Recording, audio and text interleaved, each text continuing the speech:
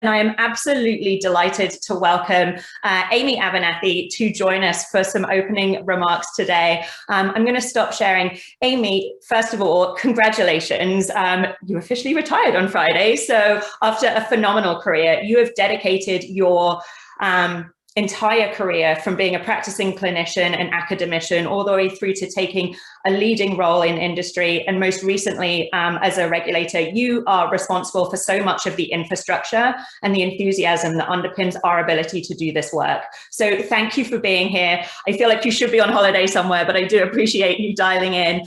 For folks who don't know you, tell us a little bit about your background before we get stuck into a conversation. Well, first of all, hi, Jen, and it's such a delight to be here. This is my first post-FDA talk, and I'm very honored to do this together with you and Dime this morning. So I was a full professor of medicine at Duke. I'm an oncologist by background. I ran the Center for Learning Healthcare, where we were trying to figure out how do we use data and technical solutions to accelerate clinical evidence generation. I then decided that we were only able to get so far in academia and wanted to motivate the health tech industry for this problem, and went to join Flatiron Health as the chief medical and chief scientific officer, where we really worked on building real world evidence data sets and software that both was intended to delight oncologists and move the field forward in cancer care, but also generate data that could be used for clinical evidence generation. And subsequent to that, went to FDA, where I was both principal deputy commissioner and acting chief information officer, focused on how do we advance FDA's data and technical vision, and how do we put it to work in service of the American people. And I think the other big piece there was, how does FDA use data? Because that also informs how the industry is regulated by FDA uses data. So, now I'm retired. 4 days. Well, I have questions, and I'm totally projecting myself onto you, which I hope isn't an insult, but I can't imagine you slowing down too much, but maybe pivoting a little bit.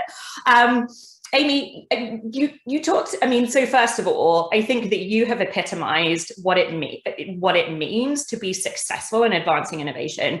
I'm thinking about how you've brought your clinical expertise to a variety of different settings and insisted on collaboration, insisted on really bringing these different communities and stakeholders together. That sort of underpins everything we did with the playbook. The other thing we did with the playbook, and we'll get into this more as we introduce folks to the resources, was recognize that it's not just about, here's the punch list of things you have to do, and here are the resources. We're still at a point where we need to build trust. We're still at a point where we need to build buy-in. We're still at a point where everyone needs to get comfortable around the table. These are experts in their field, whether it's a PhD data scientist or an MD. We're asking everyone to take a large step out of our comfort zone. And you've spoken really eloquently previously about the need to flex regulatory muscle to get this done, the need to make sure that we are allowing and inviting our regulatory colleagues into the conversation to make sure they are able to build trust in the same way that we're promoting trust in industry. Tell us about how we can be partners in doing that.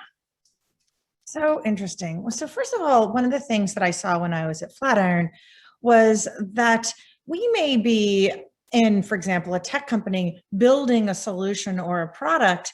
We might even be doing the internal validation within the context of our company and building the science, but that doesn't mean yet that our regulatory colleagues have had the chance to truly understand what this new innovation is and how it's going to work within the context of, for example, clinical evidence generation. And I just wanted to highlight that it's important to step back for a second.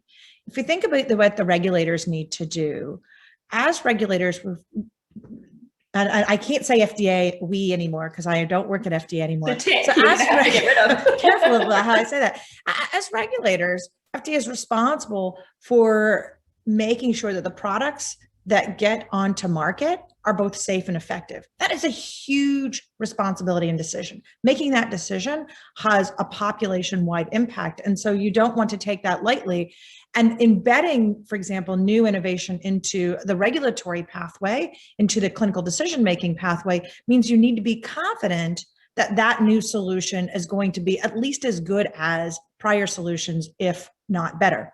So when I think about what I learned at Flatiron and what I learned at FDA, it's regulators you need to also have a chance to understand not only did the science get done, can you see it, for example, in the steps outlined in the playbook, but now when I see it in action, when I think about it in the context of the difficult and high bar decision that I need to make, do I understand how it's going to perform?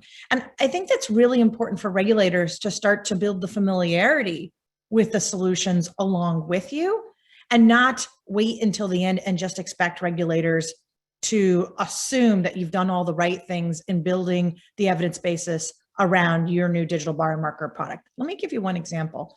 One of the elements we were talking a lot about in the context of COVID was synthetic data sets. These are real world data sets where then artificial intelligence has been used to essentially obscure individual patient details, but maintain the same relationships and details of the underlying data. You can imagine the Tom Cruise fake, and now this is essentially the real world data fake, where synthetic data has been, Tom Cruised to ultimately have a synthetic appearance like the underlying data, but obscure the privacy of the individual patients whose information has gone to contribute to that data set.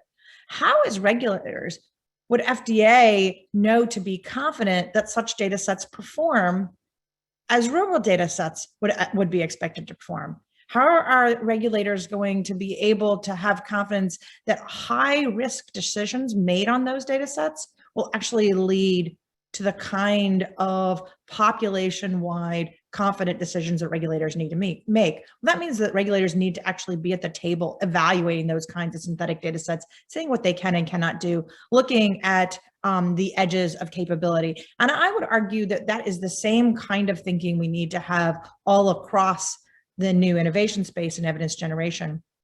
One last thing that relates to the playbook. I note in the playbook that there's a lot of work done around building lingua franca. All these different actors at the table building a language that's consistent, so clinicians and drug developers and tech enthusiasts and regulators are all talking about the same thing. One critical aspect of trust is to be able to speak the same language so that you can understand each other. And I think that's a key part of both building regulatory familiarity as well as building trust across the ecosystem, and the playbook helps with that. Fantastic, and I appreciate that. It's so true. I like that you call it lingua franca. I have a little bit more base over here. We need a common unifying language, people. She works the table. And also, I cannot wait to introduce Tom Cruise into our common unifying language as a new scientific term. But tell us more about that. If we can, let's dig into that a little bit, because you're exactly right. It makes absolute sense. We need to increase exposure. We need to increase collaboration. The mechanisms perhaps out in industry between sort of clinical innovators and technical innovators, they might not be easy, but perhaps they're more clear. Tell us more about the pathway for all of us to take on that responsibility and better partner with our regulatory colleagues. I know you have a couple of practical examples, and then also any tricks and tips greatly appreciated. So, COVID really put us on pace tonight, need to figure this out. How do we bring the regulatory familiarity and also innovate together as a entire health ecosystem to try and solve issues with COVID? And, this is really where public-private partnerships can be absolutely fundamental. So the advantage of public-private partnerships is it creates a safe space where regulators can be participants in the process, can ask hard questions to say, here's what I'm thinking. And we did this within the context of COVID with the COVID-19 Evidence Accelerator. The COVID-19 Evidence Accelerator is run by Reagan-Udall Foundation, so it's not run by FDA. That basically moves the responsibility of running and deciding the work that's getting done in this public-private partnership away from FDA, and allows FDA to be at the table the same as academic researchers, the VA system, the same as drug manufacturers, the same as health tech manufacturers. And then FDA can ask their questions within this environment and say, here's what I'm worried about, here's what I need to know more about, and start to understand or get under the hood of some of these new innovations in real time with the rest of the participants in the room. And so one of the things that the Evidence Accelerator taught us was by having regulators as a part of the conversation and doing so in rapid cycles, right? We don't have to do this once a quarter. This actually can be a weekly discussion. We actually can start to build that regulatory familiarity quickly and at scale. The other thing that we learned, and this is something that I learned when I was at Flatiron and then saw in action further at FDA, is that there are a number of deeper research collaborations that take the learning to the next step. So, for example, FDA as an agency can build research collaborative agreements with individual corporations where the purpose of the agreement is to come together and ask a fundamental question and answer it using detailed research. That means that both the company that enters in such an agreement and the FDA do not know what the final answer is, right? We have a hypothesis, but we're going to do research together. We're going to bring our brains to the table. We're going to ask questions together, but also we're going to become familiar with how to get to the answers together. There's also for FDA, academic partnerships. So for example, the CERSI agreements and those types of activities, again, provide sort of academic exploration, oftentimes directed by FDA. And you see these kinds of relationships all across government. So CMS has them through, for example, the CMI program and other relationships that really allow regulators to get deep and at the table. One of the reasons I think that this is so important is that oftentimes what we want as a community is to move the pace of innovation forward quickly. If we're going to move innovation forward quickly, we actually have to have the end stakeholders early in the process of developing the data sets that go along with documenting and validating the innovations as they're being tested, so that that familiarity is built in up front and we don't wait until the very end. So much of what you're saying really resonates. And it's interesting that we find ourselves in these situations because you cited examples from across government and across a variety of different sort of, healthcare agencies and departments. This has been table stakes. This has been part of what we've done as a sort of clinical, sort of innovative community. Yeah, it feels like there's some, it's a bit of a cultural difference when we're thinking about digital health. It does feel like we walk on a little bit more eggshells. And it's interesting. I actually scribbled down the words because I thought it was really powerful. The need to involve sort of our regulatory colleagues in real time and with all of the participants at the table. So, you've given us some mechanisms here. Again, I was scribbling furiously. We will, absolutely try and do our part here at Dime to try and support the action of those. I often hear, though, this expectation, sort of, when's the guidance coming? And I just, it goes back to that sort of cultural piece. It's like, well, what's the question you're trying to ask? Let's learn this together. This is still an evolving field, and having, regulations support existing innovation rather than dictate the field forward. That's fully consistent with what you were saying. But let's think about everything that's changed over the last year. You mentioned sort of everything that, has happened out in the world and within the regulatory agency during COVID.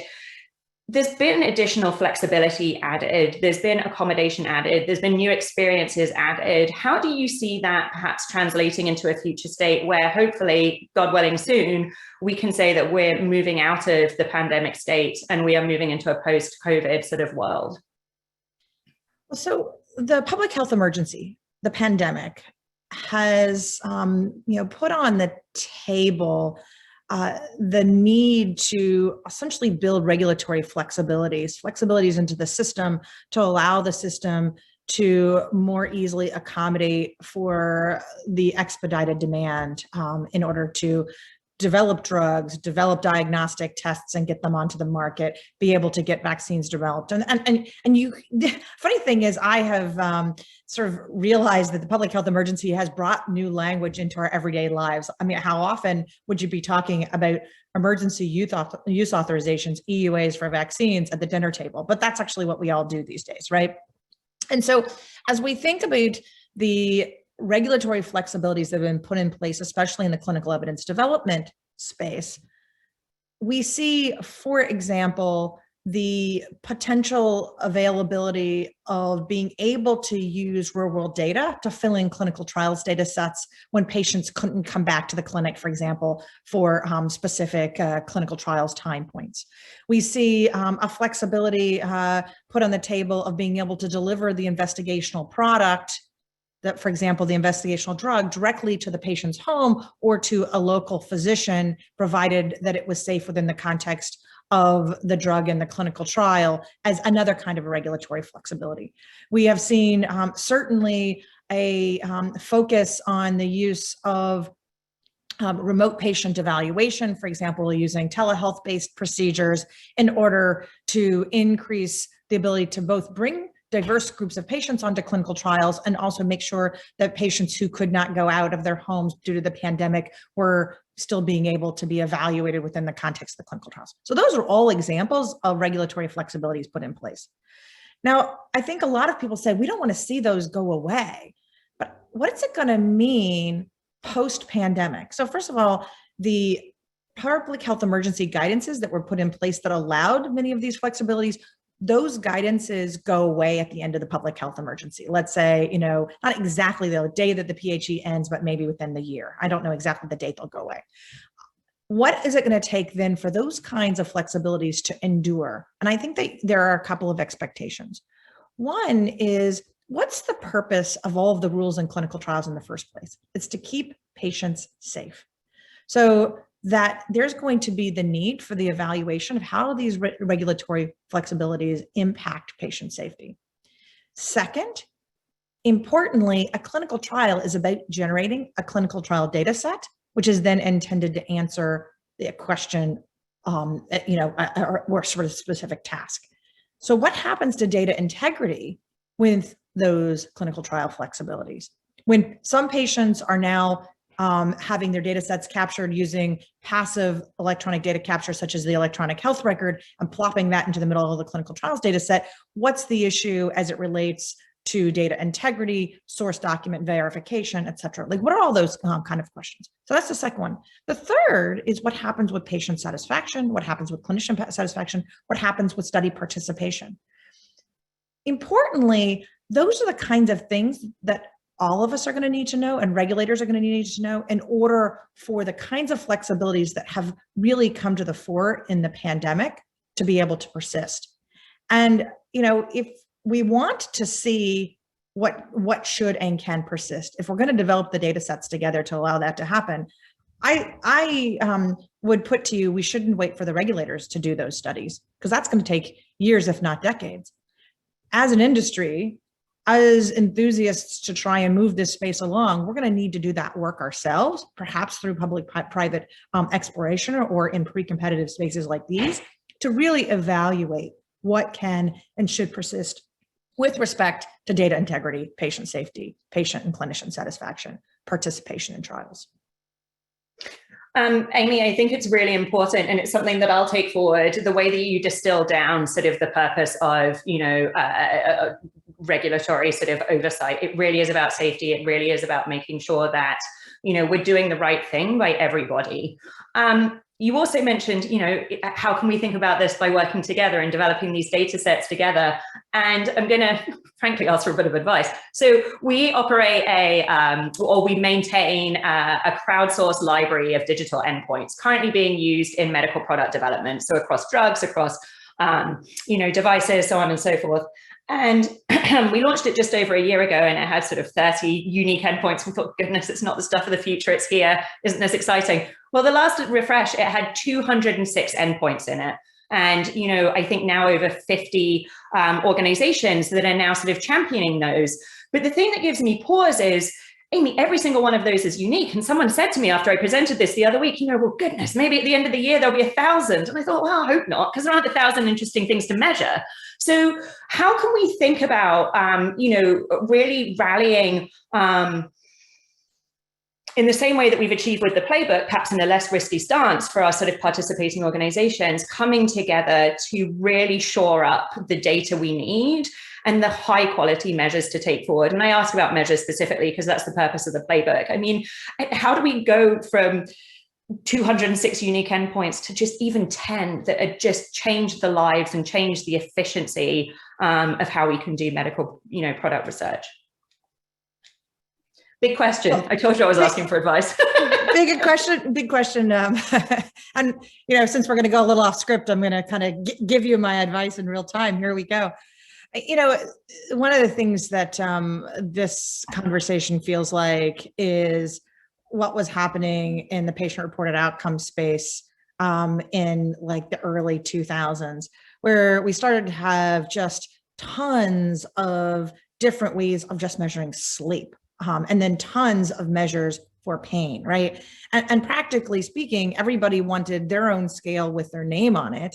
And, as a result, we ended up with all these different scales. Every single one had a little bit of a different set of properties for the problem of interest. And so one way to look at it is, getting absolutely fit for purpose, you needed 40 different ways of measuring pain. Another way to look at it was now suddenly it was really hard to have a common lingua franca around pain, right?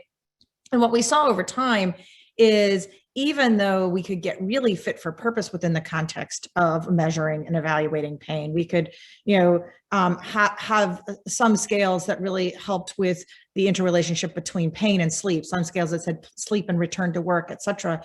Being able to essentially be more parsimonious and understand the 0 to 10 visual analog scale or the 0 to 10 numerical rating scale in a common way across the entire space made it much easier now to understand a product in context, to quickly have a common conversation. So I submit to you that part of the way that you go from the 206 or the 1,000 measures back to the parsimonious group of 10 is that you start to quickly understand that it's much more efficient in the development of the space to actually have a ability to have a common language, to have a common understanding, and to move away from the not invented here syndrome, right? And the other thing that I would say is, remember that, and this is especially for this pre-competitive space, that the measure itself, that's actually not really the competitive advantage. The competitive advantage is the product being evaluated with the measure. And so in the pre-competitive space, having measures that you quickly can understand in the same way we understand pain as a numerical rating scale or a 6-minute walk time actually helps to make the development of any particular medical product, which is the true competitive advantage of, for example, a manufacturer, much faster. And so I would really work on getting to the parsimony, and then being able to say, now we're with a parsimonious group, then we can have deep dive where needed. And let me tell you what I mean by that in my last piece.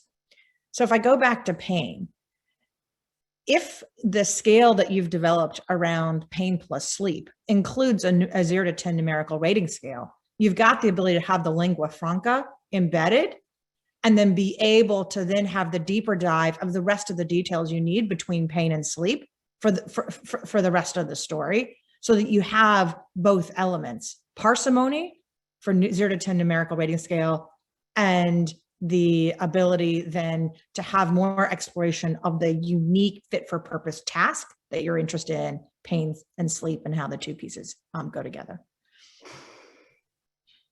I really like that. And I love the not made here sort of problem that we need to dispel. And in fact, embracing those well-established sort of existing measures and practices will really help. I think it's important I want to underscore something that we've heard, and you've worked in tech, so you know this.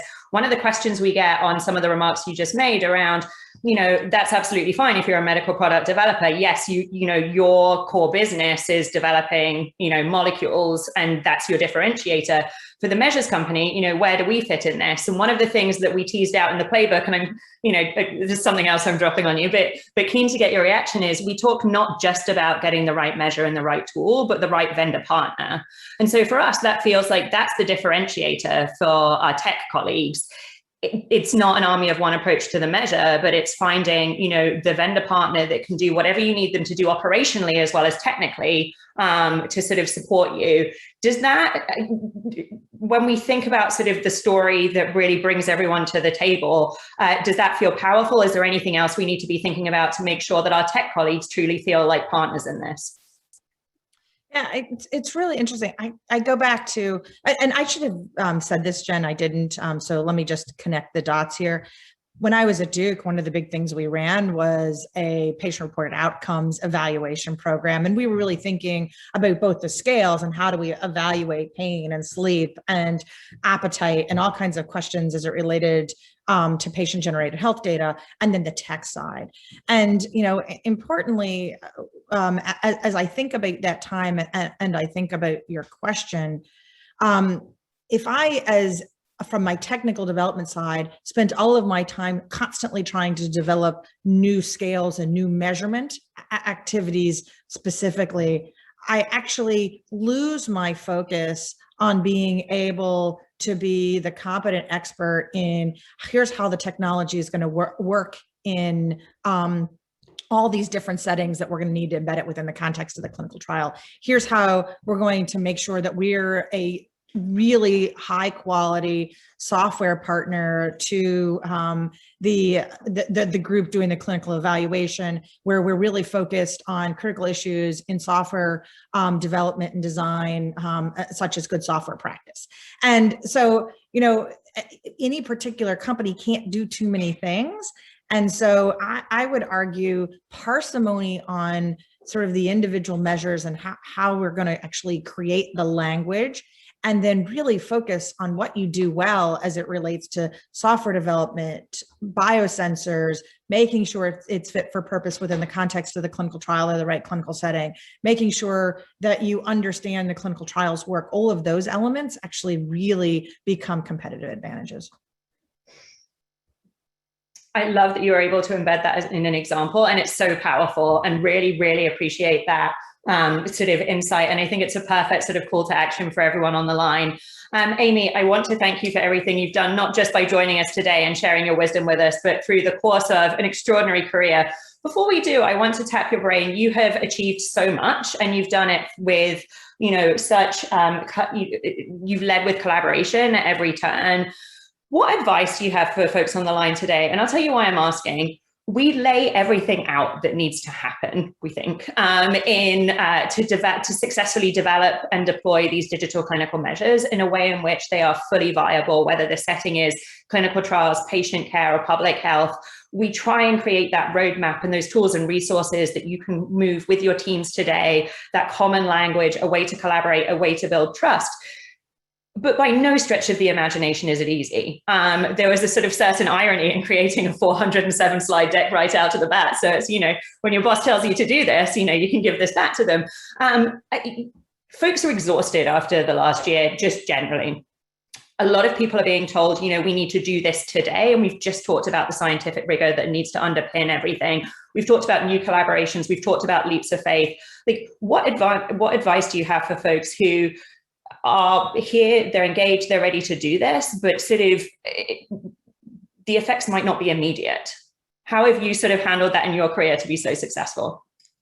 So I think that the first thing that I want to say more than anything else is have fun, right? That it's really important that you recognize that you step back and say, what I'm doing is eureka.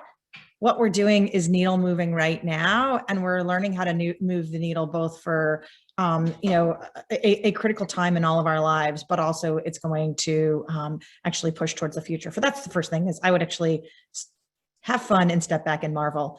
The second thing is it's far more fun, at least for me, more joyful when all of the people around the table aren't my competitors, but actually are my friends and partners. So it's actually feeling like we're all at the same table learning a lingua franca, because it's going to make all of us better. And that ultimately, that is actually how we also do respectful work, build trust, and get things done faster. And the last thing I would say is that, I find it's really important to maintain pace and speed but actually to recognize that you have to take a breather.